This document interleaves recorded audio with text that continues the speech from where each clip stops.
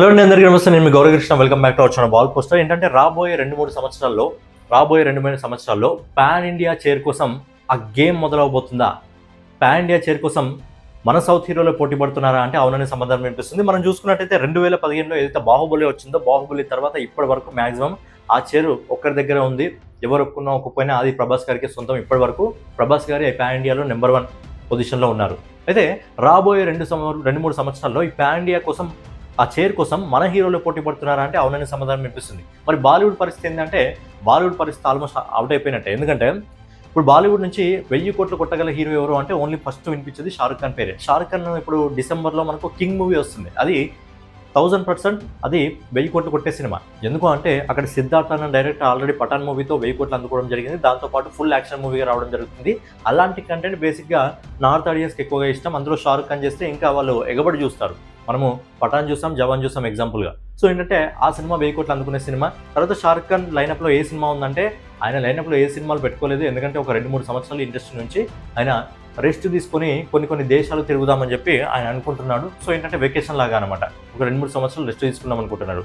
ఇక మిగతా వాళ్ళు ఎవరు ఉన్నారంటే అమీర్ ఖాన్ కష్టమే అనిపిస్తుంది, ఇక సల్మాన్ ఖాన్ కష్టమే అనిపిస్తుంది. ఇక చిన్న హీరోలు అంటే రణబీర్ కపూర్ ఉన్నాడు, ఇక రణ్వీర్ సింగ్ ఉన్నాడు, విక్కీ కౌశల్ ఉన్నారు. వీళ్ళు ఏమన్నా కొడితే ఒకటి అలాంటి సినిమాలు కొట్టొచ్చు. బట్ కంటిన్యూగా ప్రతి సినిమా కొట్టాలంటే చాలా కష్టం. సో ఏంటంటే పాన్ ఇండియా గేమ్ నుంచి ఆ చైర్ కోసం ఎవరైతే పోటీ పడుతున్నారో అందులో నుంచి బాలీవుడ్ ఆల్మోస్ట్ అవుట్ అయిపోయినట్టే. ఇక మిగతా ఇండస్ట్రీలు అంటే మనకు తెలిసిన విషయమే. ఇక ఇప్పుడు మన సౌత్ ఇండస్ట్రీ గురించి మాట్లాడుకుందాం. మన సౌత్ ఇండస్ట్రీలో ఆ పాన్ ఇండియా చైర్ కోసం ఎవరు పోటీ పడుతున్నారు అంటే ముగ్గురు పోటీ పడుతున్నారు. ఆ ముగ్గురులో ఎవరికి దక్కుతుంది అంటే అది మీరే డిసైడ్ చేయాలి, మీరే కామెంట్ చేయాలి. ఇక ఆ ముగ్గురు పేర్లు నేను చెప్తాను. ముందుగా మన ప్రభాస్ గారు, తర్వాత బన్నీ, తర్వాత యష్. వీళ్ళు ముగ్గురు మాత్రమే సౌత్ ఇండస్ట్రీ నుంచి ఆ పాన్ ఇండియా కోసం రాబోయే 2-3 సంవత్సరాల్లో పోటీ పడబోతున్నారు. వీళ్ళు ముగ్గురులో ఎవరో ఒకరు పాన్ ఇండియా చైర్ని సొంతం చేసుకోబోతున్నారు. మనం ఒకసారి ఒక్కొక్కరి గురించి మాట్లాడుకున్నట్టయితే వీళ్ళందరికీ కూడా ఆల్మోస్ట్ 1000 కోట్ల సినిమాలు ఉన్నాయి.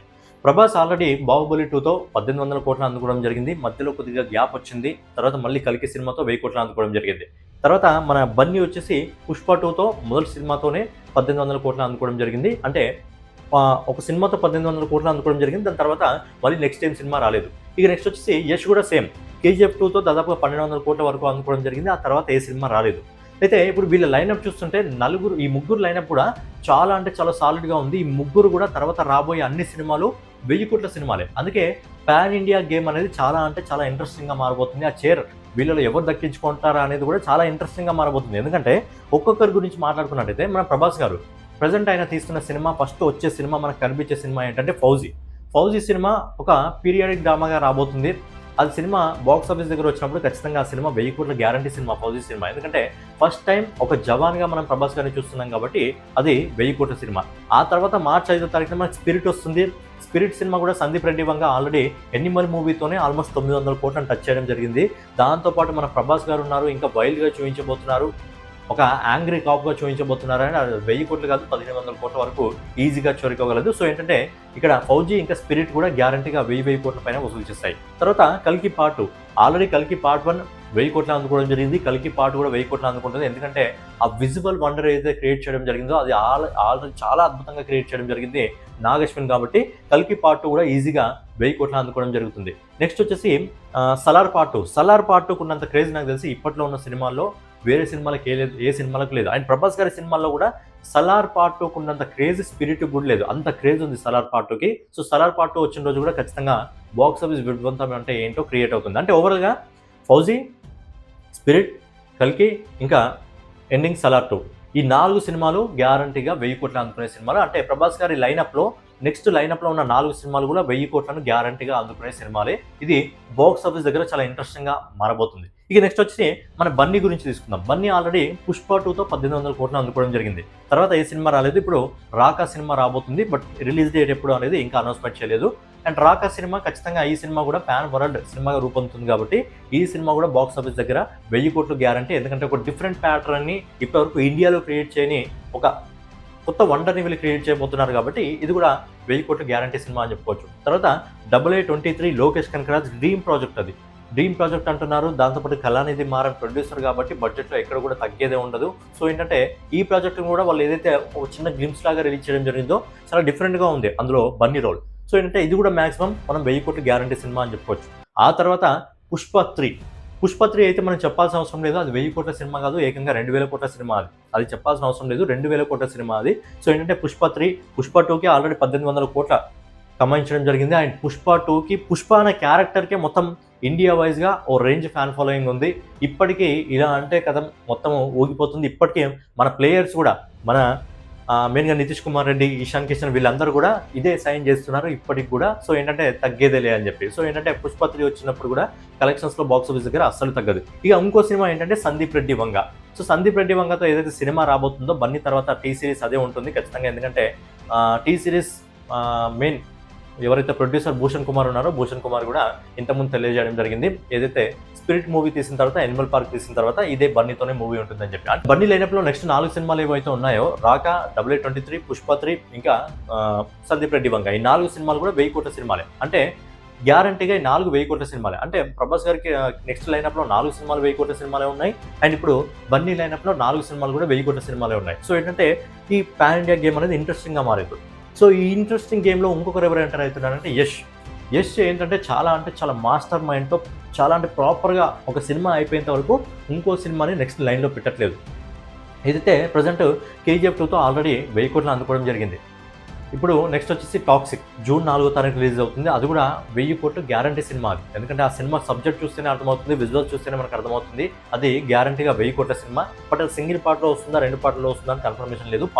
ఆ టాక్సిక్ పార్ట్ 1 ఏదైతే వస్తుందో అది వచ్చిన తర్వాత మనకు అర్థమవుతుంది. బట్ ఏంటంటే అది 1000 కోట్ల సినిమా. తర్వాత ఏదైతే Ramayana part 1, Ramayana part 2, okay అందులో మెయిన్ హీరో కాకపోయినా ఏంటంటే మెయిన్ రోడ్లో నటిస్తున్నాడు కాబట్టి అది యష్కి కూడా ఒక 1000 కోట్ల సినిమాగా మారబోతుంది. రెండు కూడా మనకు గ్యారంటీ సినిమాలు అనమాట. 1000 కోట్ల కంటే ఎక్కువగా కమాయిస్తాయి. బట్ ఏంటంటే రామాయణ పార్ట్ 1, రామాయణ పార్ట్ 2 కూడా రెండు కూడా, ఎందుకంటే రణబీర్ కపూర్ కోసం ఎంతమంది చూస్తారో తెలియదు కానీ యష్ కోసం అంతకంటే ఎక్కువ మంది చూస్తారు. సో ఏంటంటే ఆ సినిమా కోసం ఎక్కువగా యష్ కోసమే వెయిట్ చేయడం జరుగుతుంది. అందరూ కూడా యష్ లుక్ కోసమే వెయిట్ చేయడం జరుగుతుంది కాబట్టి యష్ కోసం ఎక్కువ మంది చూస్తారు. కాబట్టి ఖచ్చితంగా ఈ 2 రామాయణ పార్ట్ 1, రామాయణ పార్ట్ 2 కూడా యష్ రోల్ అనేది చాలా ఇంపార్టెంట్గా మారబోతుంది. సో ఈ 2 సినిమాలు కూడా బాక్స్ ఆఫీస్ దగ్గర 1000 కోట్లు అందుకుంటాయా, అంతకంటే ఎక్కువ అందుకుంటాయా మనం చెప్పలేం. బట్ 1000 కోట్లు అయితే గ్యారంటీ పార్ట్ 1, పార్ట్ 2. ఆ తర్వాత వచ్చి ఇక all time favourite movie, Indian ఇండస్ట్రీకి మొత్తం నచ్చిన మూవీ, ఇండియన్ ఇండస్ట్రీ మొత్తం వెయిట్ చేసే మూవీ ఏంటంటే KGF 3. సో KGF వచ్చిన తర్వాత అరే ఒక సినిమాని ఇలా కూడా తీయగలరా, ఒక సినిమాలో ఇలాంటి ఎలివేషన్లు కూడా పెట్టగలరా, ఒక సినిమాలో స్టోరీని ఇలా కూడా ఎక్స్ప్లెయిన్ చేయగలరా అని నిరూపించింది ఎవరంటే ప్రశాంత్ నీల్ ఇంకా యష్. సో KGF 3 కూడా తొందరలోనే పట్టాలెక్కే అవకాశం ఉంది. ఏదైతే సలార్ 2 అయిపోతుందో, సలార్ 2 అయిపోయిన తర్వాత అది KGF 3 పట్టాలెక్కే అవకాశం ఉంది. సో ఏంటంటే యష్ కమిట్మెంట్స్ ప్రజెంట్ అయితే టాక్సిక్ అయిపోయింది already, Ramayana part 2, Ramayana part 1 అయిపోయిన తర్వాత ఆయన KGF 3 మీద ఆయన కూడా వర్క్ చేయడం జరుగుతుంది. ఎందుకంటే KGF పార్ట్ 1, KGF పార్ట్ 2కి ఆయన కూడా డైలాగులు రాయడం జరిగింది కాబట్టి KGF 3 స్క్రిప్ట్ మీద కూడా ఆయన వర్క్ చేస్తాడు. తర్వాత ప్రశాంత్ నీల్ టీం కూడా ఆల్రెడీ వర్క్ చేస్తుంది. సలార్ 2 అయిపోయిన తర్వాత ఆయన కూడా దీని మీద వర్క్ చేస్తాడు. So KGF 3.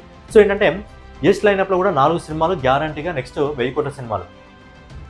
Toxic, Ramayana part 1, Ramayana part 2, అలాగే KGF 3, 4 సినిమాలు కూడా 1000 కోట్ల సినిమాలు. సో ఇప్పుడు ఈ హీరోల లైనప్ చూసుకుంటే ప్రభాస్కి నెక్స్ట్ 4 సినిమాలు 1000 కోట్ల సినిమాలే, అవి గ్యారంటీ సినిమాలే.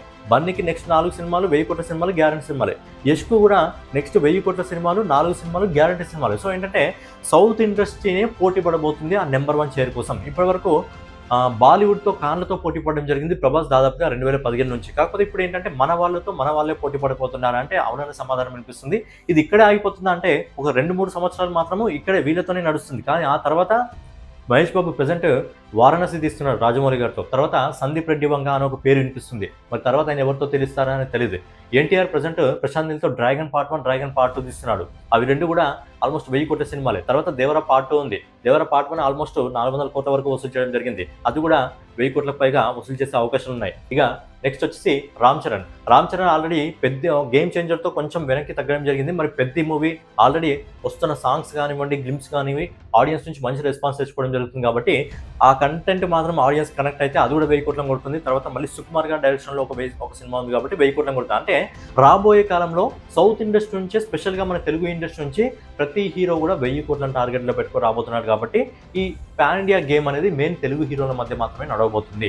అందులో మన సౌత్ నుంచి ఇంకా యష్ కూడా జాయిన్ కాబోతున్నాడు. ఇక మిగతా సౌత్ ఇండస్ట్రీ నుంచి మన తమిళ నుంచి మనకు ఒక రజనీకాంత్ గారు జైలర్ 2 సినిమా మాత్రమే కనిపిస్తుంది. ఆ తర్వాత కష్టమే అనిపిస్తుంది. ఇక తమిళ హీరో నుంచి ఎక్కువగా 1000 కోట్లు అందుకోవాలి ఎవరైనా ఉన్నారంటే విజయ్ తలపతి ఉండేవాడు. బట్ విజయ్ తలపతి ఏంటంటే రాజకీయాల్లోకి వెళ్ళిపోవడం జరిగింది కాబట్టి ఇక తమిళ ఇండస్ట్రీ నుంచి కొంచెం 1000 కోట్లు కష్టమే అనిపిస్తుంది. ఇక మలయాళం ఇండస్ట్రీ నుంచి కూడా కొంచెం కష్టమే అనిపిస్తుంది. ఓవరాల్గా ఏంటంటే ఆ పాన్ ఇండియా గేమ్ అనేది ఓన్లీ సౌత్ ఇండస్ట్రీ మధ్య మాత్రమే నడిపే అవకాశాలు ఉంది. తర్వాత 2-3 సంవత్సరాలు అది మెయిన్గా తెలుగు హీరోల మధ్య మాత్రమే నడిచే అవకాశం ఉంది. కాబట్టి మరి పాన్ ఇండియా గేమ్లో ప్రభాస్, బన్నీ ఇంకా యష్ రాబోయే 2-3 సంవత్సరాల్లో పాన్ ఇండియా చైర్ని ఎవరు దక్కించుకుంటారు అనేది చూడాలి. మరి మీ ఒపీనియన్ ఏంటి అనేది ఎలాంటి నెగిటివిటీ లేకుండా మీ ఒపీనియన్ని కామెంట్ రూపంలో తెలియజేయండి. సో ఫైనల్గా అదనమాట వీడియో మీకు నచ్చినట్లయితే ఖచ్చితంగా లైక్ చేసి కామెంట్ చేసి సబ్స్క్రైబ్ చేసుకొని మన వాల్ పోస్ట్ ఛానల్ ఫాలో అవుతుండే నెక్స్ట్ వీడియోలో మళ్ళీ కలుసుకుందాం.